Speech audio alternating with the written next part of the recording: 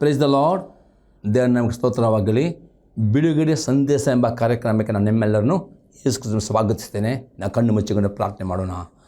ಪರಲೋಕದಲ್ಲಿರುವ ತನ್ನ ದೇವರೇ, ಯೇಸು ಕ್ರಿಸ್ತನ ನಾಮದಲ್ಲಿ ನನ್ನ ಪಾದ ಸನ್ನಿಧಾನಕ್ಕೆ ನಾವು ಬಂದಿದ್ದೇವೆ. ನಾನು ಧ್ಯಾನವಾದ ವಾಕ್ಯಗಳನ್ನು ನಾನು ಪವಿತ್ರ ಅಭಿಷೇಕಿಸು. ಪವಿತ್ರಾತ್ಮನನ್ನು ಸ್ವಾಗತಿಸ್ತೇನೆ. ನಮ್ಮ ಒಳ್ಳೆಯ ಬೋಧಕನಾಗಿದ್ದುಕೊಂಡು ಈ ವಿಧ ಸಂದೇಶದ ಮುಖಾಂತರ ನಿನ್ನ ಜನರ ಸಂಗಡ ಮಾತನಾಡು. ಪವಿತ್ರಾತ್ಮನೇ, ಈ ವಾಕ್ಯಗಳ ಪ್ರತಿಯೊಂದು ಜನರಿಗೆ ಸಂತೋಷ, ಭಕ್ತಿ, ಅಭಿವೃದ್ಧಿ, ಸಂತೈಸುವಿಕೆ, ಪ್ರೋತ್ಸಾಹ ಮತ್ತು ಬಿಡುಗಡೆಯುಂಟು ಮಾಡಿ ಬೇಡಿಕೊಳ್ತೇನೆ ಯೇಸು ಕ್ರಿಸ್ತನ ನಾಮದಲ್ಲಿ, ಆಮೇನ್. ಇವತ್ತು ಧ್ಯಾನ ಮಾಡ್ತೇವೆ ಪ್ರಕಟಣೆ ಗ್ರಂಥ 22 ಅದರಲ್ಲಿ 11ನೇ ವಾಕ್ಯ. Revelation chapter 22 verse 11. ಅನ್ಯಾಯ ಮಾಡುವವನು ಇನ್ನೂ ಅನ್ಯಾಯ ಮಾಡಲಿ, ಮೇಲಿಗೆ ಆದವನು ತನ್ನನ್ನು ಇನ್ನೂ ಮೇಲಿಗೆ ಮಾಡಿಕೊಳ್ಳಲಿ, ನೀತಿವಂತನು ಇನ್ನೂ ನೀತಿಯನ್ನು ಅನುಸರಿಸಲಿ, ಪವಿತ್ರನು ತನ್ನ ಇನ್ನೂ ಪವಿತ್ರ ಮಾಡಿಕೊಳ್ಳಲಿ. ಪ್ರಿಯಲ್ಲಿ ನೋಡ್ತೇವೆ ಪ್ರಕಟಣೆ ಗ್ರಂಥ ಲಾಸ್ಟ್ ಆದ್ಯದಲ್ಲಿ 22ನೇ ವಾಕ್ಯದಲ್ಲಿ ಸ್ನಾನಕದ ಯೋಹನನಿಗೆ ದೇವರಾತ್ಮ ಈ ಪ್ರಕಟಣೆ ಕೊಡ್ತಾನೆ. ನೀತಿವಂತನು ಇನ್ನೂ ನೀತಿಯನ್ನು ಅನುಸರಿಸಲಿ, ಪವಿತ್ರ ಇನ್ನೂ ಪವಿತ್ರ ಮಾಡಿಕೊಳ್ಳಿ. ಇವತ್ತು ಪ್ರೇ ನೀವು ಪರಲೋಕ ಹೋಗಬೇಕಾದರೆ ಅಥವಾ ಯೇಸು ಕ್ರಿಸ್ತನು ಟ್ರಿಬ್ಯುಲೇಷನ್ ಪೀರಿಯಡ್ ಪ್ರಾರಂಭ 7 ವರ್ಷ ಮೊದಲು ಆತನು ರ್ಯಾಪ್ಚರ್ನಲ್ಲಿ ನಿಮ್ಮನ್ನು ತೆಗೆದುಕೊಂಡು ಹೋಗಬೇಕಾದ್ರೆ ಇಲ್ಲಿ ಇರ್ತದೆ, ನೀವು ಇನ್ನೂ ನೀತಿಯನ್ನು ಅನುಸರಿಸಬೇಕು, ಇನ್ನೂ ಪವಿತ್ರ. ಹಾಗಾದರೆ ಇದರ ಅರ್ಥವೇನು? ನೀತಿವಂತಂದರೆ ಏನು? ಹೇಗೆ ನೀತಿಯನ್ನು ಅನುಸರಿಸಿದ ವಾಕ್ಯ ನಾವು ಕೆಲವು ಸಂಗತಿ ನೋಡಬೇಕು. ಮೊದಲನೇ ಸಂಗತಿ ನೋಡ್ತೇವೆ, ನಂಬಿಕೆ ಮುಖಾಂತರ ನಾವು ನೀತಿವಂತರಾಗಿದ್ದೇವೆ. ರೋಮಾಪುರದವರಿಗೆ ಪತ್ರಿಕೆ 5ನೇ ಅಧ್ಯಾಯದಲ್ಲಿ 1ನೇ ವಾಕ್ಯ. Romans chapter 5 verse 1. ಈಗಿರಲಾಗಿ ನಾವು ನಂಬಿಕೆಯಿಂದ ನೀತಿವಂತರ ಕಾರಣ ನಮ್ಮ ಕರ್ತನಾದ ಯೇಸು ಕ್ರಿಸ್ತ ಮೂಲಕ ದೇವನಿಗೆ ಉಂಟಾದ ಸಮಾಧಾನದಲ್ಲಿರೋಣ. ಅಪೊಸ್ತಲನು ಹೇಳ್ತಾನೆ, ಯಾರು ಯೇಸು ಕ್ರಿಸ್ತನ ನಂಬಿಕೆ ಇಡುತ್ತಾರೋ ಆ ನಂಬಿಕೆ ಮೂಲಕ ದೇವರು ನಿಮ್ಮನ್ನು ನೀತಿವಂತರಿಂದ ಕರೆಯುತ್ತಾನೆ. ನೀತಿಯನ್ನು ಹೊಂದುತ್ತೀರಿ ಎಂಬುದೇ ಅಪೊಸ್ತಲನು ಹೇಳ್ತಾನೆ. ಆದರೆ ಈ ಅಪೊಸ್ತಲನು ಇಲ್ಲಿ ನಿಲ್ಲುವುದಿಲ್ಲ. ಅದಕ್ಕೆ ಇಲ್ಲಿ ಪ್ರಕಟಣೆ ಈ ನೀತಿವಂತನ ಹೇಳ್ತಾರೆ. ಪ್ರಕಟಣೆ ಹೇಳ್ತಾನೆ, ಅವನು ಇನ್ನೂ ನೀತಿ ಅಂದರೆ ಹೌದು, ಯೇಸು ನಂಬಿಕೆ ಇಡುವ ಮುಖಾಂತರ ನೀವು ನೀತಿವಂತರಾಗಿದೆ. ಆದರೆ ನೀವು ಪರಲೋಕ ಹೋಗಬೇಕಾದ್ರೆ ನೀತಿವಂತ ಇನ್ನೂ ನೀತಿಯನ್ನು ಹಾಗಾದರೆ ಇದರ ಅರ್ಥ ಏನು? ಯಾಕೆ ನೀತಿಯನ್ನು ಅನುಸರಿಸಬಹುದು? 2ನೇ ಸಂಗತಿ ನೋಡ್ತೇವೆ, ನೀತಿವಂತನು ದಿನಾಲು ತನ್ನ ಸರಿಯಾದ ಸ್ವಭಾವವನ್ನು ಕ್ರೂಜೆಯಲ್ಲಿ ಹಾಕುವವನು ಆಗಬೇಕು. ಗಲಾತ್ಯದವರಿಗೆ ಪತ್ರಿಕೆ 5ನೇ ಅಧ್ಯಾಯದಲ್ಲಿ 24 ಮತ್ತು 25ನೇ ವಾಕ್ಯ. ಕ್ರಿಸ್ತ ಯೇಸುವಿನವರು ತಮ್ಮ ಶರೀರ ಭಾವವನ್ನು ಅದರ ವಿಷಾಭಿಲಾಷೆ, ಸ್ವೇಚ್ಛಾಭಿಲಾಷೆ ಸಹಿತ ಶಿಲುಬೆಗೆ ಹಾಕಿದವರು. ನಾವು ಆತ್ಮನಿಂದ ಜೀವಿತದಲ್ಲಿ ಆತ್ಮನನ್ನು ಅನುಸರಿಸಿ ನಡೆಯೋಣ. ಪಿಲ್ಲಪ್ಪ ಹೇಳ್ತಾನೆ, ನೀತಿವಂತರು ನೀವು ಗುರುತಿಸುವುದು ಹೇಗೆಂದರೆ ಅದು ಯೇಸು ನಂಬಿಕೆ ಮುಖ ನೀತಿವಂತರಾಗಿದ್ದೀರಿ. ಆದರೆ ಆ ನೀತಿವಂತಿಗೆ ಅಭಿವೃದ್ಧಿ ಆಗುತ್ತಿತ್ತ ಅಂದರೆ ದಿನಾಲು ನೀವು ನಿಮ್ಮ ಸರಿಯಾದ ಸ್ವಭಾವಗಳನ್ನು ಪೂರ್ವ ಸ್ವಭಾವವನ್ನು ಕುರುಜಿಗೆ ಹಾಕುವರಬೇಕು. ಕುರುಜಿ ಹಾಕಿದ್ರೆ ಅದಕ್ಕೆ ನಿರಾಕರಿಸೋಣ, ಅದು ಹಾಗೆ ಮಾಡಬೇಕು. ಆವಾಗ ಮಾತ್ರ ನೀವು ನಿಮ್ಮ ಆತ್ಮದಲ್ಲಿ ಜೀವವೂ ಇರ್ತದೆ ಮತ್ತು ದೇವರ ಆತ್ಮನ್ನು ಅನುಸರಿಸಿ ನಡೆಯುವಾಗ ನೀವು ನೀತಿವಂತಿಗೆ ಅಭಿವೃದ್ಧಿ ಹೊಂದುತ್ತೀರಿ. ಒಂದು ವೇಳೆ ಪ್ರೇರೆ ನೀವು ನಂಬಿಕೆ ಇಟ್ಟು ನೀತಿವಂತರಾಗಿದ್ದೀರಿ, ಅದು ನೀತಿಯಲ್ಲಿ ಅಭಿವೃದ್ಧಿ ಆಗಬೇಕಾದರೆ ದಿನಾಳು ಪ್ರೇರೆ ನಿಮ್ಮ ಸರಿಯಾದ ಸ್ವಭಾವಗಳನ್ನು ಕುರುಜಿಗೆ ಹಾಕಲೇಬೇಕು. ಮತ್ತು ಕುರುಜಿ ಹಾಕಿದರೆ ಮಾತ್ರವೇ ನಿಮ್ಮ ಆತ್ಮದಲ್ಲಿ ಜೀವವಿರ್ತದೆ. ನಿಮಗೆ ಪವಿತ್ರಾತ್ಮನು ಇನ್ನೂ ನೀತಿವಂತ ನಿಮಗೆ ಸಹಾಯ ಮಾಡ್ತಾನೆ ಎಂಬುದರಲ್ಲಿ ಅಪೊಸ್ತಲ ಪೌಲನು ಹೇಳುತ್ತಾನೆ. 3ನೇ ಸಂಗತಿಯನ್ನು ನೋಡ್ತೇವೆ, ಯೇಸು ಕ್ರಿಸ್ತ ಮನಸ್ಸನ್ನು ಧರಿಸಿಕೊಳ್ಳಬೇಕು. ಫಿಲಿಪ್ಪಿಯವರಿಗೆ ಬರೆದ ಪತ್ರಿಕೆ 2ನೇ ಅಧ್ಯಾಯದಲ್ಲಿ 5ರಿಂದ 8ನೇ ವಾಕ್ಯ. ಕ್ರಿಸ್ತ ಯೇಸುವಿನಲ್ಲಿದ್ದಂಥ ಮನಸ್ಸು ನಿಮ್ಮಲ್ಲಿಯೂ ಇರಲಿ. ಆತನು ದೇವಸ್ವರೂಪನಾಗಿದ್ದರೂ ದೇವರಿಗೆ ಸರಿ ಸಮಾನನಾಗುವುದೆಂಬ ಅಮೂಲ್ಯ ಪದವಿಯನ್ನು ಬಿಡಲೊಲ್ಲನು ಎಂದೆನಿಸಿದೆ. ತನ್ನನ್ನು ಬರಿದು ಮಾಡಿಕೊಂಡು ದಾಸನ ರೂಪವನ್ನು ಧರಿಸಿಕೊಂಡು ಮನುಷ್ಯರಿಗೆ ಸದೃಶನಾದನು. ಹೀಗೆ ಆತನು ಆಕಾರದಲ್ಲಿ ಮನುಷ್ಯನಾಗಿ ಕಾಣಿಸಿಕೊಂಡಿದ್ದಾಗ ತನ್ನನ್ನು ತಗ್ಗಿಸಿಕೊಂಡು ಮರಣವನ್ನು ಅಂದರೆ ಶಿಲುಬೆ ಮರಣ ಹೊಂದುವಷ್ಟು ವಿಧೇಯನಾದನು. ಪ್ರಿಯರೇ, 3ನೇ ಅರ್ಥವಾಗಿದೆ, ನೀವು ನೀತಿವಂತರಾದವರು ಪ್ರಿಯರೇ ನೀತಿಯಲ್ಲಿ ಅಭಿವೃದ್ಧಿ ಆಗಬೇಕಾದರೆ ದಿನಾಲು ಯೇಸು ಕ್ರಿಸ್ತನ ಮನಸ್ಸು ನಿಮ್ಮ ಆಗಬೇಕೆಂದರೆ ಯೇಸು ಕ್ರಿಸ್ತನು ಈ ಭೂಲೋಕವಿರುವಾಗ ತನ್ನ ಚಿತ್ತವನ್ನು ಮಾಡಲಿಲ್ಲ. ಆತನು ದೇವರ ಮಗನಾಗಿದ್ದರೂ ಸಹ ದೇವರ ಚಿತ್ತಕ್ಕೆ ತನ್ನನ್ನೇ ಸಮರ್ಪಣೆ ಮಾಡಿಕೊಂಡನು ಮತ್ತು ಶಿಲುಬೆ ಮರಣವನ್ನು ಒಂದಷ್ಟು ಈ ರೀತಿ ನೀತಿಯಲ್ಲಿ ಅಭಿವೃದ್ಧಿ ಬೇಕು. ಹೌದು, ನೀವು ದೇವರ ಪ್ರತಿಯೊಂದು ಆಜ್ಞೆಗಳನ್ನು ಕೈಕೊಂಡು ನಡೆಯುವರಬೇಕು. ಆವಾಗ ಮಾತ್ರ ನೀವು ನೀತಿಯಿಂದ ಅಭಿವೃದ್ಧಿ ಆಗ್ತೀರಿ ಎಂಬುದಾಗಿ ನಾವು ನೋಡುತ್ತೇವೆ. ಪ್ರಿಯರೇ, 4ನೇ ಸಂಗತಿ ನೋಡ್ತೇವೆ, ದಿನಾಲು ನೀತಿಗೆ ದಾಸರಾಗಬೇಕು. ನಾವು ನೋಡ್ತೇವೆ ರೋಮಾಪುರದವರಿಗೆ ಬರೆದ ಪತ್ರಿಕೆ 6ನೇ ಅಧ್ಯಾಯದಲ್ಲಿ 13ನೇ ವಾಕ್ಯ ಮತ್ತು 19ನೇ ವಾಕ್ಯ. ಇದು ಮಾತ್ರವಲ್ಲದೆ ನೀವು ನಿಮ್ಮ ಅಂಗಗಳನ್ನು ಪಾಪಕ್ಕೆ ಒಪ್ಪಿಸುವರಾಗಿದ್ದು ದುಷ್ಟತ್ವವನ್ನು ನಡೆಸುವ ಸಾಧನಗಳಾಗ ಮಾಡಬೇಡಿರಿ. ಆದರೆ ಸತ್ತವರಿಗಿಂದ ಜೀವಿತರಾಗಿರಲಾಗಿ ನಿಮ್ಮನ್ನು ದೇವರಿಗೆ ಒಪ್ಪಿಸಿಕೊಟ್ಟು ನಿಮ್ಮ ಅಂಗಗಳನ್ನು ನೀತಿ ಕೃತ್ಯ ನಡೆಸುವ ಸಾಧನಗಳಾಗಿ ಆತನಿಗೆ ಸಮರ್ಪಿಸಿರಿ. ಪ್ರಿಯರೇ, ಹೌದು, ನೀವು ಯೇಸು ನಂಬಿಕೆಯ ಮುಖಾಂತರ ನೀಲಿ ನಿಮಿತ್ತ ನೀತಿವಂತರಾಗಿದ್ದೀರಿ. ಆದರೆ ನೀತಿವಂತಿಕೆಯಲ್ಲಿ ಅಭಿವೃದ್ಧಿ ಆಗಬೇಕಾ ಅಂದರೆ ದಿನಾಲು ನಿಮ್ಮ ಶರೀರದ ಅಂಗಾಂಗಗಳನ್ನು ನೀತಿಯ ಕೃತ್ಯ ಮಾಡುವ ಸಾಧನ ಅಥವಾ ಸಮರ್ಪಣೆ ಮಾಡಬೇಕು. ಆವಾಗ ಮಾತ್ರ ನೀತಿವಂತರಲ್ಲಿ ಅಭಿವೃದ್ಧಿ ಆಗ್ತೀರಿ. ಮತ್ತು 19ನೇ ವಾಕ್ಯ ಈಗಲ್ತದೆ, ನಿಮ್ಮ ನರಭಾವದ ಬಲಹೀನತೆ ದೆಸೆಯಿಂದ ಲೋಕರೀತಿಗೆ ಮಾತನಾಡುತ್ತೇನೆ. ಅಧರ್ಮ ಮಾಡುವುದಕ್ಕಾಗಿ ನಿಮ್ಮ ಅಂಗಗಳನ್ನು ಬಂಡುತನಕ್ಕೂ ಅಧರ್ಮಕ್ಕೂ ದಾಸರನಾಗಿ ಒಪ್ಪಿಸಿಕೊಟ್ಟಿದ್ದಂತೆ ಈಗ ಪರಿಶುದ್ಧರಾಗುವುದಕ್ಕಾಗಿ ನಿಮ್ಮ ಅಂಗಗಳನ್ನು ನೀತಿ ದಾಸರನಾಗಿ ಒಪ್ಪಿಸಿಕೊಡಿರಿ. ಅಪೊಸ್ತಲ ಪೌಲನು ರೋಮದ ವಿಶ್ವಾಸಿಗಳಿದ್ದಾನೆ. ರೋಮಪುರದ ವಿಶ್ವಾಸಿಗಳು ಯೇಸು ಕ್ರಿಸ್ತನಲ್ಲಿ ನಂಬಿಕೆಯಿಡುವ ಮೊದಲು ಅವರು ವ್ಯಭಿಚಾರಿಗಳು, ವಿಗ್ರಹಾರಾಧಕರು ಇದ್ದರು. ಅವರು ಯೇಸು ನಂಬಿಕೆಟ್ಟು ನೀರಿನ ಮುಳುಗಿ ದೀಕ್ಷೆ ತಗೊಂಡ ನಂತರ ಅಪೊಸ್ತಲ ಪೌಲನು ಹೇಳಿದ್ದಾನೆ, ನೀವೀಗ ನಿಮ್ಮ ಅಂಗಗಳನ್ನು ನೀತಿಗೆ ದಾಸರನ್ನಾಗಿ ಒಪ್ಪಿಸಿಕೊಡಬೇಕು. ನೀತಿಗೆ ಹಾಗಾದರೆ ಇವತ್ತು ಯೇಸು ಕಂಕರ ಮಾಡೋ ಮೊದಲು ನೀವು ನಾನಾ ವಿಧದ ಪಾಪದಲ್ಲಿ ಇದ್ದೀರಿ. ಯೇಸು ನಂಬಿಕೆ ಮುಖಾಂತರ ನೀವು ನೀತಿವಂತರಾಗಿದ್ದೀರಿ. ಈಗ ನೀತಿವಂತರಾದವ್ರ ದಿನಾಲು ನಿಮ್ಮ ಅಂಗಗಳನ್ನು ನೀತಿಗೆ ನೀವು ದಾಸರಾಗಬೇಕು. ನೀತಿಗೆ ಗುಲಾಮ ಅಂದರೆ ಪ್ರತಿದಿನ ನೀವು ಪಾಪ ಸ್ವಪ್ನ ಅಗೆ ಮಾಡಬೇಕು. ನಿಮ್ಮ ಅಂಗಗಳನ್ನು ನೀತಿಕತೆಗಳು ಮಾಡೋ ಸಾಧನೆ ಒಪ್ಪಿಸ್ಕೊಳ್ಬೇಕು ಮತ್ತು ಅದಕ್ಕೆ ದಾಸರಾಗಬೇಕು. ಆಗ ಮಾತ್ರ ನೀವು ಪರಲೋಕ ರಾಜ್ಯಕ್ಕೆ ನೀವು ಹೋಗಲಿಕ್ಕೆ ಸಾಧ್ಯವಾಗ್ತದೆ. ಇದು ಆಗಿದೆ, ಅದರ್ಥ ನೀತಿಯನ್ನು ಅನುಸರಿಸುವುದು ಆಗಿದೆ. ಪ್ರಿಯರೇ, ಈಗ 5ನೇ ಅರ್ಥ ನೋಡ್ತೇವೆ. ದೇವರ ದೃಷ್ಟಿಯಲ್ಲಿ ಪರಿಶುದ್ಧರು, ದೋಷವಿಲ್ಲದವರು ಆಗಿ ನಡೆಯಬೇಕು. ಎಫೆಸ ದೇವರಿಗೆ ಬರೆದ ಪತ್ರಿಕೆ 1ನೇ ಅಧ್ಯಾಯದಲ್ಲಿ 4ನೇ ವಾಕ್ಯ. ಹೇಗೆಂದರೆ, ನಾವು ಪ್ರೀತಿಯಲ್ಲಿ ನಡೆದು ಆತನ ಸನ್ನಿಧಿಯಲ್ಲಿ ಪರಿಶುದ್ಧರು, ದೋಷವಿಲ್ಲದವರು ಆಗಿರಬೇಕು. ನಮ್ಮನ್ನು ಜಗತ್ತುತ್ಪತ್ತಿ ಮುಂಚೆ ಕ್ರಿಸ್ತ ಆರಿಸಿಕೊಂಡವನು. ಅಪೊಸ್ತಲನು ಹೇಳ್ತಾನೆ, ಜಗತ್ತುತ್ಪತ್ತಿ ಮುಂಚೆ ದೇವರು ನಿಮ್ಮನ್ನು ಆರಿಸಿಕೊಂಡವನು. ಯಾಕೆಂದರೆ ದೇವರ ದೃಷ್ಟಿಯಲ್ಲಿ ಪರಿಶುದ್ಧರು, ದೋಷವಿಲ್ಲದರು ಆಗಬೇಕು. ಹಾಗಾದರೆ ಪ್ರಿಯರೇ, ಇವತ್ತು ನೀವು ಪರಲೋಕಕ್ಕೆ ಹೋಗಬೇಕೆಂಬ ಉದ್ದೇಶದಿಂದಲೇ ದೇವರು ಜಗತ್ತು ಮುಂಚೆ ನಿಮಗೆ ಯೇಸು ಆರಿಸಿಕೊಂಡಿದ್ದಾನೆ. ಅದಕ್ಕೋಸ್ಕರ ನೀವು ಯೇಸು ಕ್ರಿಸ್ತನ ಸುವಾರ್ತೆ ನಂಬಿದ್ದೀರಿ. ಯೇಸು ಕ್ರಿಸ್ತನ ಸುವಾರ್ತೆ ನಂಬಿದ ಮುಖಾಂತರ ನೀವು ನೀತಿಯನ್ನು ನಿರ್ಣಯ ಹೊಂದಿದ್ದೀರಿ. ಆ ನೀತಿವಂತೆಯಲ್ಲಿ ಅಭಿವೃದ್ಧಿ ಅರ್ಥವಾಗಿದೆ. ಪ್ರತಿದಿನ ಪ್ರಿಯರೇ, ದೇವರ ದೃಷ್ಟಿಯಲ್ಲಿ ನೀವು ಪರಿಶುದ್ಧರು, ದೋಷವಿಲ್ಲದರು ಹಾಗೆ ನಡೀಲಿಕ್ಕೆ ಪ್ರಯತ್ನ ಮಾಡಲೇಬೇಕು. ಪ್ರಿಯರೇ, ನೀವು ಪ್ರಯತ್ನ ಮಾಡಿದರೆ ಮಾತ್ರವೇ ನಿಮ್ಮ ಜೀವನ ಮಾಡಲಿಕ್ಕೆ ಸಾಧ್ಯವಾಗುತ್ತೆ. ಯಾಕಂದರೆ ಪರಿಶುದ್ಧ ಇಲ್ಲದೆ ಯಾರಿಗೂ ದೇವ್ರು ನೋಡಲಿಕ್ಕೆ ಆಗೋದಿಲ್ಲ ಮತ್ತು ಪರಿಶುದ್ಧ ಇಲ್ಲದೆ ಯಾರಿಗೂ ಪರಲೋಕ ಹೋಗ್ಲಿಕ್ಕೆ ಆಗೋದಿಲ್ಲ. ಅದಕ್ಕೋಸ್ಕರ ನೀವು ಪರಲೋಕ ಹೋಗಬೇಕಾ? ಪರಿಶುದ್ಧತೆಯಲ್ಲಿ ಅಭಿವೃದ್ಧಿ ಆಗುವುದೆಂದರೆ ದಿನಾಲು ಪ್ರೇರೆ ದೇವರ ದೃಷ್ಟಿಯಲ್ಲಿ ನೀವು ದೋಷವಿಲ್ಲದ ಹಾಗೆ ನಡೀಲಿಕ್ಕೆ ನೀವು ಪ್ರಯತ್ನ ಮಾಡಬೇಕು. ಮತ್ತು ದೋಷವಿಲ್ಲದೆ ನಡೆಯಬೇಕಾದರೆ ದಿನಾಲು ದೇವರ ನಾವು ಅತಿ ಹೆಚ್ಚಾಗಿ ಓದುವವರಾಗಬೇಕು, ಧ್ಯಾನಿಸುವವರಾಗಬೇಕು.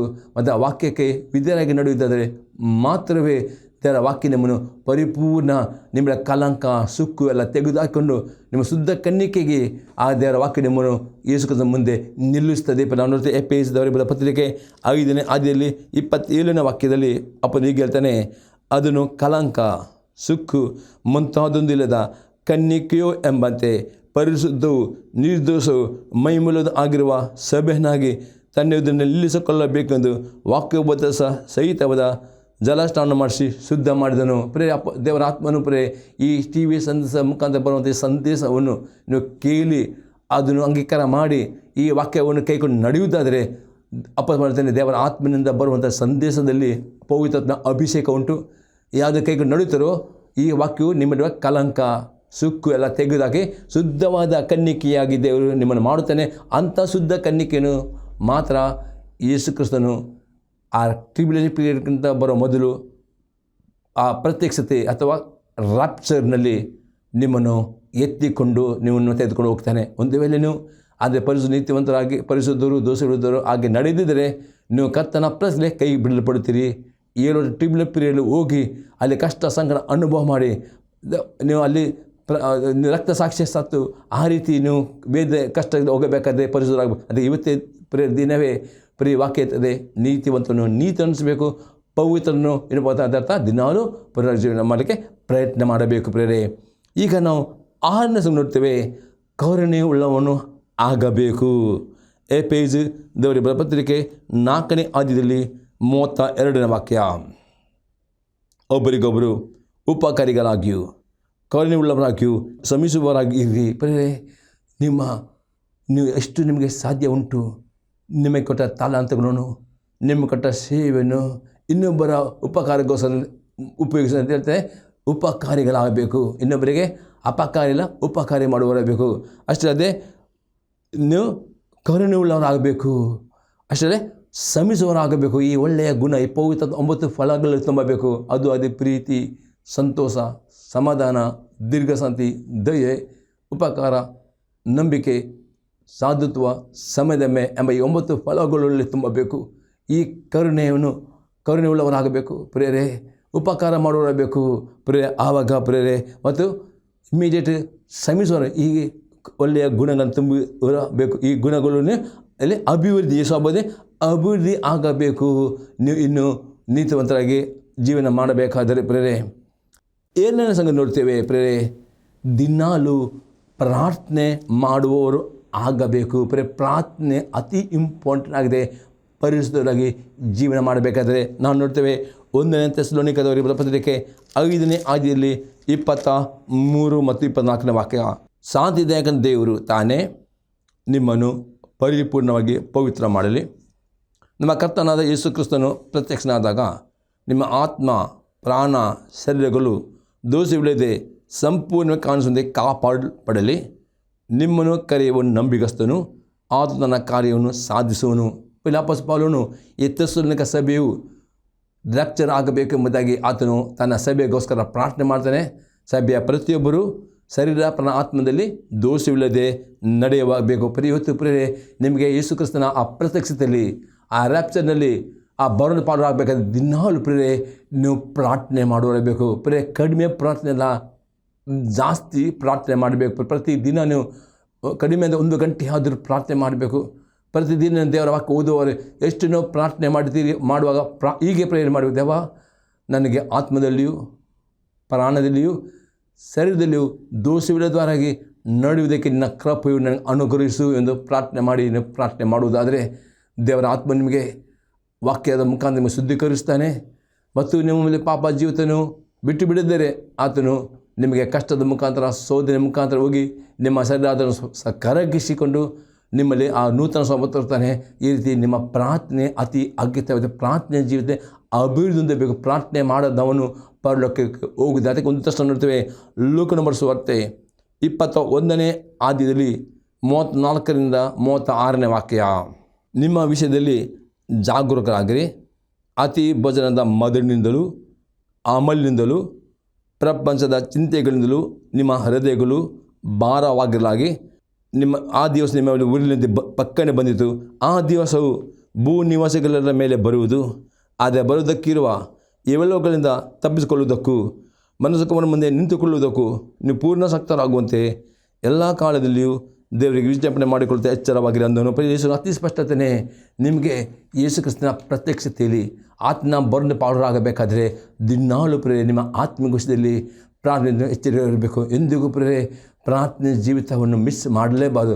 ಅದಕ್ಕೆ ಅತಿ ಭೋಜನ ಅಂದರೆ ನೀವು ಹೊಟ್ಟೆ ಬಾಕರಾಗಬಾರ್ದು. ಅಂದರೆ ಅತಿಯಾಗಿ ಊಟ ಮಾಡೋರು ಅಥವಾ ಹೊಟ್ಟೆ ಬಾಕರಾದವರಿಗೆ ಪ್ರಾರ್ಥನೆ ಮಾಡಲಿಕ್ಕೆ ಆಗೋದಕ್ಕೆ ಪ್ರಾರ್ಥನೆ ಮಾಡುವವರೇ ತಮ್ಮ ಊಟದಲ್ಲಿ ಶಿಸ್ತು ಪಡಿಸುವವರಾಗಬೇಕು. ಆಗ ನಿಮಗೆ ಪ್ರಾರ್ಥನೆ ಮಾಡಲಿಕ್ಕೆ ನಿಮ್ಮ ಶರೀರ ಒಪ್ಪುತ್ತದೆ. ಅತಿ ಭೋಜನ ಮಾಡುವುದರೆ ಪ್ರಾರ್ಥನೆ ಮಾಡಲಿಕ್ಕೆ ನಿಮ್ಮ ಶರೀರ ಒಪ್ಪೋದಕ್ಕೆ ಪ್ರಾರ್ಥನೆ ಅತಿ ಇಂಪಾರ್ಟೆಂಟ್ ಎಂಬುದರಲ್ಲಿ ಇಸ್ಕೊಳ್ತಾರೆ. ಮತ್ತು ಅಮಲಿನಿಂದಲೂ ಇವತ್ತು ಅನೇಕರು ಇವತ್ತು ಮೊಬೈಲ್ನಲ್ಲಿ ಮೊಬೈಲ್ ತುಂಬ ಒಳ್ಳೆಯದಾಗಿದೆ. ಅನೇಕ ಸಂಗತಿಗಳು ನಮ್ಮ ಮೊಬೈಲ್ನ ನಮಗೆ ಒಳ್ಳೆಯದು. ಅದೇ ರೀತಿ ಮೊಬೈಲ್ ಕೆಟ್ಟದ್ದು ಉಂಟು ಅದಕ್ಕೆ ನೀವು ಮೊಬೈಲ್ ಒಳ್ಳೆಯದಕ್ಕೆ ಉಪಯೋಗ ಮಾಡುವವರಾಗಬೇಕು, ಕೆಟ್ಟತನೇ ಉಪಯೋಗ ಮಾಡಿ. ಅನೇಕರು ಮೊಬೈಲ್ ಕೆಟ್ಟತನೇ ಉಪಯೋಗ ಮಾಡಿಕೊಂಡು ಆ ಕೆಟ್ಟ ಅಮಲಿನಲ್ಲಿ ಅವರು ತುಂಬಿದ್ದಾರೆ. ಪ್ರಾರ್ಥನೆ ಮಾಡಲಿಕ್ಕೆ ಅವ್ರು ಕೆಲವು ಮೊಬೈಲ್ನಲ್ಲಿ ಒಳ್ಳೆಯದಕ್ಕಿಂತಲೂ ಕೆಟ್ಟದ್ದು ನೋಡ್ತಾರೆ. ಆ ಕೆಟ್ಟದನ್ನು ಯಾರು ನೋಡ್ತಾರೋ ಅವು ಮೊಬೈಲ್ ಅಮಲಿನಲ್ಲಿ ಅವರು ಬೀಳುತ್ತಾರೆ. ಅವರ ಮನಸ್ಸು ಪ್ರಾರ್ಥನೆ ಮಾಡಲಿಕ್ಕೆ ಅವರಿಗೆ ಆಗುವುದು. ಅದಕ್ಕೆ ಅಮಲಿನಿಂದಲೂ ನಿಮ್ಮ ಮನಸ್ಸು ಭಾರವಾಗದೆ ಎಚ್ಚರಿ. ಮುಂದೆ ಸಂಗತಿ ಪ್ರಪಂಚದ ಚಿಂತೆ. ಹೌದು ಪ್ರತಿಯೊಬ್ಬರಿಗೆ ಚಿಂತೆ ಉಂಟು. ಆದರೆ ಚಿಂತೆ ನೀವು ಮಾಡಿ ಪ್ರಾರ್ಥನೆ ಮಾಡದಿದ್ದರೆ ನಿಮಗೆ ಪಡುವ. ಅದಕ್ಕೆ ನೀವು ಚಿಂತೆ ಇದ್ದರೆ ಪ್ರಾರ್ಥನೆ ಕಷ್ಟ. ಅದಕ್ಕೆ ಪ್ರೇ ಅನೇಕರು ಚಿಂತೆ ಬೀಳುವ ಒಂದು ಕಾರಣ ಸಾಲದಲ್ಲಿ ಬೀಳುತ್ತಾರೆ. ಸಾಲ ನೀವು ಮಾಡುವಾಗ ಪ್ರಾರ್ಥನೆ ಮಾಡಿ ಆ ಸಾಲ ತೀರಲಿಕ್ಕೆ ಸಾಧ್ಯವಾಗುವುದಾದರೆ ಮಾತ್ರ ಸಾಲ ಮಾಡಿ. ಒಂದು ಸಾಲ ಮಾಡಿ ಸಾಲ ಸಾಧ್ಯವಾಗುವುದಿಲ್ಲ, ದೇವರ ಪ್ರಾರ್ಥನೆ ಮಾಡಿ, ದೇವ ಇನ್ನು ಸಾಲ ಮಾಡಬೇಕಾ, ದೇವರ ವಾಕ್ಯದ ಮುಖಾಂತರ ಮಾತನಾಡುವುದಾದರೆ ದೇವ್ರನ್ನ ಧೈರ್ಯ ಕೊಡಿದರೆ ಸಾಲ ಮಾಡಿ ಬಿಡುಗಡೆ. ಆದರೆ ದೇವರ ನಡೆಸದೆ ನೀವು ಸ್ವಂತ ಬುದ್ಧಿಯಲ್ಲಿ ಸಾಲ ಮಾಡಿಕೊಂಡು ಸಾಲಕ್ಕೆ ನೀವು ಹೊಣೆಗಾರವಾಗಿದ್ದರೆ ಆ ಚಿಂತೆ ನಿಮ್ಮನ್ನು ಕಾಡುತ್ತದೆ. ಪ್ರಾರ್ಥನೆ ಮಾಡಿದರೆ ಈ 3 ಸ್ವತ್ತುಗಳು ಜಯಿಸಬೇಕು. ನೀತಿವಂತರಿಗೆ ಪ್ರಾರ್ಥನೆ ಮಾಡಿದರೆ ಮಾತ್ರವೇ ದೇವರ ಆತ್ಮನು ಪ್ರಾರ್ಥನೆ ಮುಖಾಂತರ ವಾಕ್ಯ ಓದುವ ಮುಖಾಂತರ ನಿಮ್ಮನ್ನು ಶುದ್ಧೀಕರಿಸ್ತಾನೆ. ಪ್ರಾರ್ಥನೆ ಇಲ್ಲದಿದ್ದರೆ ನಿಮ್ಮಲ್ಲಿ ಶುದ್ಧೀಕರಣ ಬರುವುದಿಲ್ಲ. ಅದಕ್ಕೆ ನೀತಿವಂತಿಕೆ ಅಭಿವೃದ್ಧಿ ಆಗಬೇಕಾದ್ರೆ ಪ್ರಾರ್ಥನೆ ಅತಿ ಅಗತ್ಯ. ಅದಕ್ಕೆ ಅತಿ ಭೋಜನ ಮಧ್ಯದಿಂದಲೂ ಆಮಲಿನಿಂದಲೂ ಪ್ರಪಂಚದ ಚಿಂತೆಯಿಂದಲೂ ನಿಮ್ಮ ಮನಸ್ಸು ಭಾರವಾಗಲಿಕ್ಕೆ ಬಿಡದೆ ಎಲ್ಲ ಕಾಲದಲ್ಲಿ ನೀವು ವಿಜ್ಞಾಪನೆ ಮಾಡಿಕೊಳ್ಳುವುದರೆ ಯೇಸು ಕ್ರಿಸ್ತನ ಬರಲು ಎತ್ತರ ಪಡುತ್ತೀರಿ ಎಂಬುದಾಗಿ ಯೇಸು ಕ್ರಿಸ್ತನಲ್ಲಿ ಹೇಳುತ್ತಾನೆ. ಪ್ರೇರೆ 8ನೇ ಸಂಘ ನೋಡ್ತೇವೆ, ಸ್ವಸ್ಥ ಬೋಧನೆಯನ್ನು ಕೈಕೊಂಡು ನಡೆಯುವರು ಆಗಬೇಕು. 2ನೇ ತಿಮೋತಿ ಪುಸ್ತಕ 3ನೇ ಅಧ್ಯಾಯದಲ್ಲಿ 16 ಮತ್ತು 17ನೇ ವಾಕ್ಯ. ದೇವ ಪ್ರೇರಿತವಾದ ಪ್ರತಿಯೊಂದು ಶಾಸ್ತ್ರವು ಉಪದೇಶಕ್ಕೂ ಖಂಡನೆಗೂ ತಿದ್ದುಪಾಟಿಗೂ ನೀತಿ ಶಿಕ್ಷೆಗೂ ಉಪಯುಕ್ತವಾಗಿದೆ. ಆದ್ದರಿಂದ ದೇವರ ಮನುಷ್ಯನು ಪ್ರವೀಣನಾಗಿ ಸಕಲ ಸತ್ಯಕ್ಕೆ ಸನ್ನದ್ಧನಾಗೋ ಹೇಳ್ತಾನೆ. ದೇವರ ಆತ್ಮ ಪ್ರೇರಿತವಾಗಿ ಯಾರು ಸಂದೇಶ ಕೊಡುತ್ತಾರೋ ಆ ಸಂದೇಶ ಪ್ರೇರೆ ಪಾಪದ ಜೀವಿತವನ್ನು ಖಂಡಿಸ್ತದೆ. ಪಾಪದ ಜೀವಿತವನ್ನು ಹೆಚ್ಚು ಅಂಥ ಸಂದೇಶವನ್ನು ಕೇಳಿ ನೀವು ವಿಧರಾಗಿದ್ದರೆ ದೇವರ ಒಳ್ಳೆಯ ಸತ್ಕಾರ ಮಾಡಲಿಕ್ಕೆ ಸತ್ಕಾರಾಗ್ತೀರಿ. ಅದಕ್ಕೆ ಪ್ರೇರೆ ನೀವು ನೀತಿವಂತ ಜೀವನ ಮಾಡಬೇಕಾದರೆ ಸ್ವಸ್ಥ ಬೋಧನೆ ಕೇಳಿ ಅದನ್ನು ಕೈಕೊಂಡು ನಡೆಯುವುದರೆ ಮಾತ್ರ ನೀವು ನೀತಿವಂತರಾಗುತ್ತೀರಿ, ಪರಿಶುದ್ಧರಾಗುತ್ತೀರಿ. ಇಲ್ಲದಿದ್ದರೆ ನೀವು ನೀತಿವಂತರಾಗುವುದಿಲ್ಲ, ಪರಿಶುದ್ಧರಾಗುವುದಿಲ್ಲ. ಅದಕ್ಕೆ ಯೇಸು ಕ್ರಿಸ್ತನು ಪ್ರೇರೆ ಅದಕ್ಕೆ ಅಲ್ಲಿ ಪ್ರಕರಣದಲ್ಲಿ ನೀತಿವಂತನು ಇನ್ನೂ ನೀತಿ ಅನುಸರಿಸಬೇಕು ಅಂದರೆ ಹಾಗೆ ಅಲ್ಲಿ ಹೇಳುತ್ತದೆ. ಅದೇ ರೀತಿಯಲ್ಲಿ ಇನ್ನೊಂದು ಎಕ್ಸಾಂಪಲ್ ನೋಡ್ತೇವೆ ಸ್ವಸ್ಥ ಬೋಧನೆ ಬಗ್ಗೆ. 2ನೇ ತಿಮೋತಿ 4ನೇ ಅಧ್ಯಾಯದಲ್ಲಿ 2ರಿಂದ 4ನೇ ವಾಕ್ಯ ತನಕ. ದೇವರ ವಾಕ್ಯವನ್ನು ಸಾರು, ಅನುಕೂಲವಾದ ಕಾಲದಲ್ಲಿಯೂ ಅನುಕೂಲವಿಲ್ಲದ ಕಾಲದಲ್ಲಿಯೂ ಅದರಲ್ಲಿ ಆಸಕ್ತನಾಗಿರು. ಪೂರ್ಣ ದೀರ್ಘ ಶಾಂತಿಯಿಂದ ಉಪದೇಶಿಸುತ್ತಾ ಖಂಡಿಸು, ಗದರಿಸು, ಎಚ್ಚರಿಸು. ಯಾಕೆಂದರೆ ಜನರು ಸ್ವಸ್ಥ ಬೋಧನೆಯನ್ನು ಸಹಿಸಲಾದ ಕಾಲವು ಬರುತ್ತದೆ. ಅದರಲ್ಲಿ ಅವರು ತೀಟೆ ಕಿವಿಗಳವರಾಗಿ ತಮ್ಮ ದುರಾಸೆಗಳಿಗೆ ಅನುಕೂಲರಾದ ಅನೇಕ ಉಪದೇಶಗಳನ್ನು ಇಟ್ಟುಕೊಳ್ಳುವರು. ಅವರು ಸತ್ಯ ಬೋಧನೆ ಕಿವಿಗೊಡದೆ ಕಲ್ಪನಾ ಕಥೆಗಳನ್ನು ಕೇಳುವುದಕ್ಕೆ ಹೋಗುವರು. ಪ್ರೇಯಲ್ಲಿ ಅಪ್ಪಸ್ತಾನೆ. ಇವತ್ತು ಅನೇಕರು ಪ್ರೇರೆ ಸ್ವಸ್ಥ ಬೋಧನೆಗೆ ಮನಸ್ಸು ಪ್ರೀತು ಪ್ರೇ ನಿಮ್ಮ ಜೀವಿತದಲ್ಲಿ ನೀವು ನೀತಿವಂತರಾಗಿ ಅಭಿವೃದ್ಧಿ ಆಗಬೇಕಾದರೆ, ಪರಿಶುದ್ಧ ಅಭಿವೃದ್ಧಿ ಆಗಬೇಕಾದರೆ ಸ್ವಸ್ಥ ಬೋಧನೆ ಪ್ರೇ ಪಾಪವನ್ನು ಖಂಡಿಸ್ತದೆ. ಸ್ವಸ್ಥ ಬೋಧನೆ ಪಾಪವನ್ನು ಬಗ್ಗೆ ಗದರಿಸ್ತದೆ, ಪಾಪಗೆ ಎಚ್ಚರಿಕೆ ಕೊಡುತ್ತದೆ. ಆ ಸ್ವಸ್ಥ ಬೋಧನೆ ಪ್ರೇ ಸ್ವೀಕಾರ ಮಾಡಬೇಕು. ಅನೇಕರು ಪ್ರೇ ತಮ್ಮಲ್ಲಿರುವ ಪಾಪಕ್ಕೆ ಅಸ್ವಸ್ಥ ಬೋಧನೆ ಖಂಡಿಸಕ್ಕೆ ಬರುವಾಗ ಅವರು ಸಭೆ ಸರಿಯಿಲ್ಲ, ಸಂದೇಶ ಸರಿಯಿಲ್ಲ, ಬೇರೆ ಬೇರೆ ಸುಳ್ಳು ಬೋಧನೆ ಕಿವಿಡ್ತಾರೆ. ಹಾಗೆ ಅಪೊಸ್ತಲ ಪ್ರಾರ್ಥನೆ ಅನೇಕರು ಕಳೆಯುತ್ತಲೇ ಅನೇಕರು ಸುಳ್ಳು ಬೋಧನೆ ಕಿವಿಗೊಡುತ್ತಾರೆ, ಸ್ವಸ್ಥ ಬೋಧನೆ ತಿರಸ್ಕಾರ ಮಾಡ್ತಾರೆ. ಅದಕ್ಕೆ ಅವರು ಇನ್ನೂ ಹೆಚ್ಚಾಗಿ ದುರ್ಮಾರ್ಗದಲ್ಲಿ ನಡೀತಾರೆ. ಆದರೆ ಪ್ರೇ ಅಂಥವ್ರು ಪರಲೋಕ ಹೋಗುವುದಿಲ್ಲ. ಹೋಗಬೇಕಾದರೆ ಪ್ರೇ ದೇವರು ತನ್ನ ಸೇವಕರ ಮುಖಾಂತರ ಕೊಡುವಂಥ ಸ್ವಸ್ಥ ಬೋಧನೆ, ಅದು ಸ್ವಸ್ಥ ಬೋಧನೆ ಗುರುತಿಸಬೇಕಾದರೆ ಯಾವ ಬೋಧನೆ ಪ್ರೇ ನೀವು ಕೇಳುತ್ತೀರೋ ಅದು ನಿಮ್ಮ ಪಾಪದ ಬಗ್ಗೆ ಖಂಡಿಸ್ತದೋ, ಪಾಪದ ವಯಸ್ಸು ಅದು ಸ್ವಸ್ಥ ಬೋಧನೆ ಕೇಳಿ ಮರೆತು ಬಿಡಿ ಅದಕ್ಕೆ ಬಿದ್ದರೆ ನಡೆಯುವುದಾದರೆ ಪ್ರೇ ಈ ಸಂದೇಶ ನಿಮ್ಮನ್ನು ಪರಿಪೂರ್ಣವಾಗಿ ನಿಮಗೆ ಪರಿಶುದ್ಧರಾಗಿ ಮಾಡುತ್ತದೆ. ಮತ್ತು ಆ ಪರಿಶುದ್ಧ ಆಗ ಆತ ನಿಮ್ಮನ್ನು ರಾತ್ರಿ ಪರಲೋಕ ತೆಗೆದು ಹೋಗುವನಾಗಿದೆ. ಅದಕ್ಕೆ ಸ್ವಸ್ಥ ಬೋಧನೆ ವಿದ್ಯಾರ್ಥಿ ಅತಿ ಇಂಪಾರ್ಟೆಂಟ್. ಆಗ ನಿಮಗೆ ಸುಳ್ಳು ಬೋಧನೆ ಯಾವುದು, ಸುಳ್ಳು ಪ್ರಬೋಧನೆ ಯಾವುದು ವಿವೇಚನೆ ಮಾಡಿ ಆ ಸುಳ್ಳು ಪ್ರಬೋಧನೆ ತಿರಸ್ಕಾರ ಮಾಡಬೇಕು. ಸ್ವಸ್ಥ ಬೋಧನೆ ಕಿವಿ ಕೊಟ್ಟು ನಡೆಯುವರು ಆಗಬೇಕು ಪ್ರೇರೆ. 9ನೇ ಸಂಘ ನೋಡ್ತೇವೆ, ಎಲ್ಲ ಕೆಟ್ಟತನವನ್ನು ಹಾಗೆ ಮಾಡಬೇಕು. ಕೀರ್ತನೆ 101 ಅದರಲ್ಲಿ 3 ಮತ್ತು 4ನೇ ವಾಕ್ಯ. ಯಾವ ನೀಚವಾದ ಕಾರ್ಯವನ್ನು ದೃಷ್ಟಿಸುವುದಿಲ್ಲ, ದುರಾಚಾರವನ್ನು ಹಾಗೆ ಮಾಡುತ್ತೇನೆ, ಅದರ ಗೊಡವೆ ನನಗೆ ಬೇಡ. ಮುರುಕತನವು ನನ್ನನ್ನು ಬಿಟ್ಟು ಹೋಗಲಿ, ಕೆಟ್ಟತನ ಅರಿಯದಿರೇನು. ಇಲ್ಲಿ ದಾವಿದನೇ ಯಾವ ನೀಚವಾದ ಕಾರ್ಯ ಅರ್ಥ ಇವತ್ತು ಅನೇಕ ದೇವರ ಮಕ್ಕಳು ತಮ್ಮ ಕಣ್ಣಿನಲ್ಲಿ ಮೊಬೈಲ್ ಬರುವಂಥ ಬ್ಲೂ ಫಿಲ್ಮ್, ಪೊರ್ನೋಗ್ರಫಿ ಎಲ್ಲ ನಗ್ನವಾದ ಈ ಸಂಗತಿಗಳು ನೋಡುತ್ತಾರೋ ಅವರ ಮನಸ್ಸು ಅದರಿಂದ ಅಶುದ್ಧವಾಗ್ತದೆ. ಅದಕ್ಕೆ ಪರದಲ್ಲಿ ಯೋನನ್ನು ಹೇಳ್ತಾನೆ, ನೀವು ಪರಲೋಕ ಹೋಗಬೇಕಾದ ಶುದ್ಧ ಹೃದಯ, ನೀತಿವಂತನು ಇನ್ನೂ ನೀತಿನ ಅನುಸರಿಸಬೇಕು. ಇನ್ನೂ ಆಗದೆ ಪವಿತ್ರ ಜೀವನ ಮಾಡಬೇಕಾದ್ರೆ ನಿಮ್ಮ ಕಣ್ಣಿನಲ್ಲಿ ಆ ಮೊಬೈಲ್ನಲ್ಲಿ ಬರುವಂಥ ಕೆಲವು ಅಶ್ಲೀಲ ಪಿಕ್ಚರ್ಗಳನ್ನು ನೋಡುವರಾಗಬಾರ್ದು. ನೋಡುವುದರೆ ಅದು ನಿಮ್ಮನ್ನು ಅಳಸು ಅದಕ್ಕೆ ಆದ್ದರಿಂದ ನೀವು ದೂರ ಇರಬೇಕು ಪ್ರಿಯರೇ. ಅದಕ್ಕೆ ದಾವೀದನು ಯಾವ ನೀಚದ ಕಾರ್ಯವನ್ನು ದೃಷ್ಟಿಸುತ್ತಿಲ್ಲ, ದುರಾಚಾರವನ್ನು ಹಾಗೆ ಕೆಟ್ಟ ಸ್ವಭಾವ ಹಾಗೆ ಮಾಡುವರಬೇಕು. ಅದರ ಗೊಡವೆ ನನಗೆ ಬೇಡ, ಮೂರ್ಖತನವನ್ನು ಬಿಟ್ಟು ಹೋಗಲಿ, ಕೆಟ್ಟತನ ಈ ರೀತಿ ಪ್ರಿಯ ದೇವರ ಹತ್ರ ಒಡಂಬಡಿಕೆ ಮಾಡಬೇಕು. ಯೋಬನ ಬರೆದ ಪುಸ್ತಕ 31ನೇ ಅಧ್ಯಾಯದಲ್ಲಿ 1ನೇ ವಾಕ್ಯದಲ್ಲಿ ಯೋಬನು ಈಗ ಒಡಂಬಡಿಕೆ ಮಾಡಿದನು. ಆದರೆ ನಾನು ನನ್ನ ಕಣ್ಣುಗಳನ್ನೇ ಒಡಂಬಡಿಕೆ ಮಾಡಿದ್ದೇನೆ, ಯುವತಿಯ ಮೇಲೆ ಹೇಗೆ ಕಣ್ಣಿಟ್ಟೇನು ಪ್ರೀತಿ. ಅನೇಕರು ಮೊಬೈಲ್ ಮುಖಾಂತರ ಯುವಕರು ಯುವತಿಯರು ಆ ಒಂದು ಅನೇಕ ಅಶ್ಲೀಲ ಚಿತ್ರಗಳನ್ನು ನೋಡುವ ಮುಖಾಂತರ ಅವರ ಮನಸ್ಸು ಮೇಲಿಗೆ ಆಗ್ತದೆ, ಅವರ ಆಲೋಚನೆ ಮೇಲಿಗದೆ, ಅವರ ಬಾಯಿ ಮಧ್ಯೆ. ಅದಕ್ಕೆ ಇವತ್ತು ನೀವು ಪರಲೋಕ ಹೋಗಬೇಕಾದರೆ ನೀತಿವಂತ ಇನ್ನೂ ನೀತಿನ ಅನಿಸಬೇಕು, ಪವಿತ್ರ ಮಾಡಬೇಕಲ್ಲ. ಬೇಕಾದರೆ ನಿಮ್ಮ ಕಣ್ಣುಗಳನ್ನು ದೇವರಿಗೆ ಒಪ್ಪಿಸಿಕೊಳ್ಬೇಕು, ನಿಮ್ಮ ಕಣ್ಣುಗಳನ್ನ ಒಡಂಬಡಿಕೆ ಮಾಡಿಕೊಳ್ಳಬೇಕು. ಆಗ ಮಾತ್ರ ನೀವು ಕಣ್ಣುಗಳಲ್ಲಿ ಕೆಟ್ಟ ದಾವೀದನು ನಾನು ನೀಚವಾದ ಕಾರ್ಯವನ್ನು ದೃಷ್ಟಿಸ್ತಿಲ್ಲ. ಅದಕ್ಕೆ ಬಂದೆ, ನಾನು ನನ್ನ ಕಣ್ಣು ಒಡಂಬಡಿಕೆ ಮಾಡಿದ್ದೇನೆ, ಯುವತಿ ಮೇಲೆ ಹಾಗೆ ಒಡಂಬಡಿದೆ, ಯುವತಿಯರ ಮೇಲೆ ಕೆಟ್ಟ ಕಣ್ಣು ಅಂದರೆ ಕೆಟ್ಟ ದೃಷ್ಟಿಯಿಂದ ಯಾರು ನೋಡುವುದಿಲ್ಲ. ನಿಮ್ಮ ಕಣ್ಣಿನ ದೃಷ್ಟಿ ಪಾಪ ಮಾಡೋದು ಈ ರೀತಿ ನಿಮ್ಮ ನೀವು ಕೆಟ್ಟತನವನ್ನು ಹಾಗೆ ಮಾಡಿದರೆ ಮಾತ್ರವೇ ನೀವು ನೀತಿವಂತರಿಗೆ ಅಭಿವೃದ್ಧಿ ಆಗುತ್ತೀರಿ. 10ನೇ ಸಂಘ ನೋಡ್ತೇವೆ, ಪೂರ್ವ ಸ್ವಭಾವಗಳನ್ನು ಬಿಟ್ಟು ಬಿಡುವವರು ಆಗಬೇಕು. ಎಫೆಸ ದವರಿಗೆ ಬರೆದ ಪತ್ರಿಕೆ 4ನೇ ಅಧ್ಯಾಯದಲ್ಲಿ 22ರಿಂದ 24ನೇ ವಾಕ್ಯ. ಯೇಸುವಿನಲ್ಲಿರುವ ಸತ್ಯೋಪದೇಶವು ಯಾವುದೆಂದರೆ, ನೀವು ನಿಮ್ಮ ಇಂದಿನ ನಡತೆಯನ್ನು ಅನುಸರಿಸದೆ ಪೂರ್ವ ಸ್ವಭಾವವನ್ನು ತೆಗೆದು ಹಾಕಿ ಬಿಡಬೇಕು. ಅದು ಮೋಸಕರವಾದ ದುರಾಸೆ ಕೆಟ್ಟು ಹೋಗುವಂಥದ್ದು. ಹೇಳ್ತಾನೆ, ಯೇಸು ಕ್ರಿಸ್ತನ ಸತ್ಯೋಪದೇಶ ಅಂದರೆ ನೀವು ಪೂರ್ವ ಸ್ವಭಾವ ಪ್ರತಿದಿನ ನಿಮ್ಮಲ್ಲಿರುವ ಪೂರ್ವ ಸ್ವಭಾವವನ್ನು ಹಾಗೆ ಮಾಡಬೇಕು. ದೇವರ ವಾಕ್ಯದ ಮುಖಾಂತರ ತೆಗೆದು ಹಾಕಬೇಕು. ಅದು ದೇವರಿಗೆ ಮೆಚ್ಚುವುದಿಲ್ಲ, ಅದು ಮೋಸಕರ ಎಂಬುದಾಗಿ ಅಪೊಸ್ತಲನು ಹೇಳ್ತಾನೆ. ಮತ್ತು 23ನೇ ವಾಕ್ಯ ಇರ್ತದೆ, ನೀವು ನಿಮ್ಮ ಅಂತರದಲ್ಲಿ ಹೊಸಬರಾಗಿ ನೂತನ ಸ್ವಭಾವ ಧರಿಸಿಕೊಳ್ಳಿರಿ. ನೂತನ ಸ್ವಭಾವ ಧರಿಸಿಕೊಳ್ಳುವುದು ಅರ್ಥವಾಗಿದೆ. ದಿನಾಲು ನೀವು ದೇವರ ವಾಕ್ಯ ಓದಿ ಧ್ಯಾನ ಮಾಡಿ ಪೂರ್ವ ಸ್ವಭಾವವನ್ನು ವಾಕ್ಯದ ಮುಖಾಂತರ ತೆಗೆದುಹಾಕಬೇಕು. ದೇವರ ವಾಕ್ಯ ವಿಧೇಯ ಆಗಬೇಕು. ಎಷ್ಟು ದೇವರ ವಾಕ್ಯ ವಿಧೇಯ ಆಗುತ್ತೆ ಅಷ್ಟು ಮೇಲೆ ನೂತನ ಸ್ವಭಾವವು ನಿಮಗೆ ಬರುತ್ತದೆ. ಮತ್ತು 24ನೇ ವಾಕ್ಯದಲ್ಲಿ, ಆ ಸ್ವಭಾವವು ದೇವರ ಹೋಲಿಕೆ ಮೇರೆಗೆ ಸತ್ಯಾನುಗುಣವಾದ ನೀತಿಯುಳ್ಳದಾಗಿಯೂ ದೇವಭಯವಿಲ್ಲದಾಗಿಯೂ ನಿರ್ಣಯಪಟ್ಟಿದ್ದಾಗಿದೆ.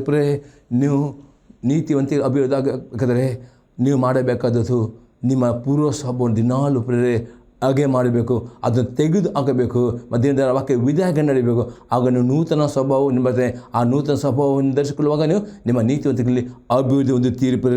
ಆನಂದನ ಸಂಘ ನೋಡ್ತೇವೆ, ದೇವರ ವಾಕ್ಯವನ್ನು ಅತಿ ಹೆಚ್ಚಾಗಿ ಓದುವವರು ಆಗಬೇಕು. 2ನೇ ಕೊರಿಂಥದವರಿಗೆ ಬರೆದ ಪತ್ರಿಕೆ 3ನೇ ಅಧ್ಯಾಯದಲ್ಲಿ 18ನೇ ವಾಕ್ಯ. ನಾವೆಲ್ಲರೂ ಮುಸುಕು ತೆಗೆದಿರುವ ಮುಖದಿಂದ ಕರ್ತನ ಪ್ರಭಾವವನ್ನು ದರ್ಪಣದಲ್ಲಿ ಕಾಣಿಸ್ತದೋ ಎಂಬಂತೆ ದೃಷ್ಟಿಸುವವರಾಗಿದ್ದು, ಪ್ರಭಾವದಿಂದ ಅಧಿಕ ಪ್ರಭಾವಕ್ಕೆ ಹೋಗುತ್ತಾ ಆ ಪ್ರಭಾವದ ಸಾರೂಪ್ಯವುಳ್ಳವರೇ ಆಗ್ತೇವೆ. ಇದು ದೇವರ ಆತ್ಮನ ಆಗಿರುವ ಕರ್ತನ ಕೆಲಸ ಅನುಸಾರವಾದಿದೆ. ಹೇಳ್ತಾನೆ, ದೇವರ ವಾಕ್ಯ ದರ್ಪಣ. ಕನ್ನಡಿಗಳಿಗೆ ಎಷ್ಟು ನೀವು ದೇವರ ವಾಕ್ಯ ಓದುತ್ತೀರೋ ಅಷ್ಟು ದೇವರ ವಾಕ್ಯದಲ್ಲಿ ಸಾಮರ್ಥ್ಯ ಉಂಟು. ಯಾರ್ಯಾರು ದೇವರ ವಾಕ್ಯ ಓದುತ್ತವರು ಈ ವಾಕ್ಯ ನಿಮ್ಮಲ್ಲಿ ಯೇಸುವಿನ ಸಾರೂಪ್ಯ ತರುತ್ತೆ. ಈ ದೇವರ ವಾಕ್ಯ ನಿಮ್ಮ ಜೀವಿತವನ್ನು ಮಾರ್ಪಡಿಸ್ತದೆ. ನಿಮ್ಮಲ್ಲಿರುವ ಹಳೆ ಸ್ವಭಾವ ಹೋಗಿ ನೂತನ ಸ್ವಭಾವ ಆಗುತ್ತೆ. ನಿಮ್ಮ ನೀತಿವಂತಿಕೆ ಅಭಿವೃದ್ಧಿ ಆಗಬೇಕಾ? ಪರಿವರ್ತನೆ ದಿನಾಲು ಅತಿ ಹೆಚ್ಚಾಗಿ ಅಲ್ಲಂಬಿಕೆಯು ಹೊಸ ಓದಬೇಕು ಮತ್ತು ಧ್ಯಾನ ಮಾಡು.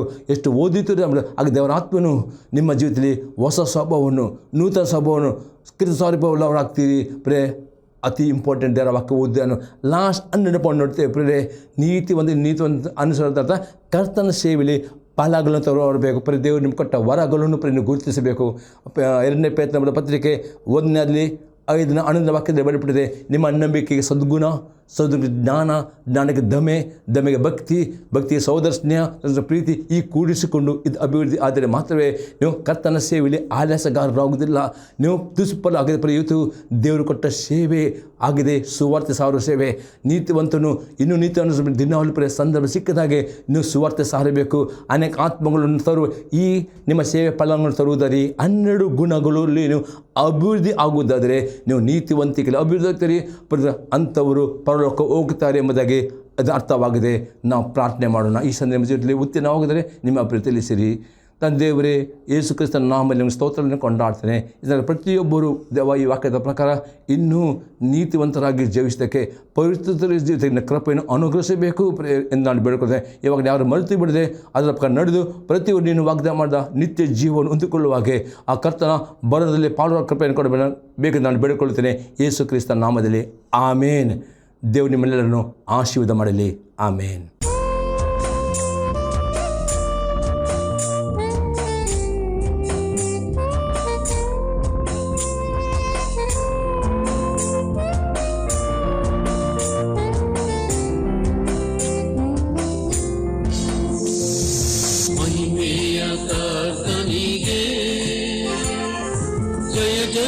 ಜಯವೆನ್ನಿರಿ,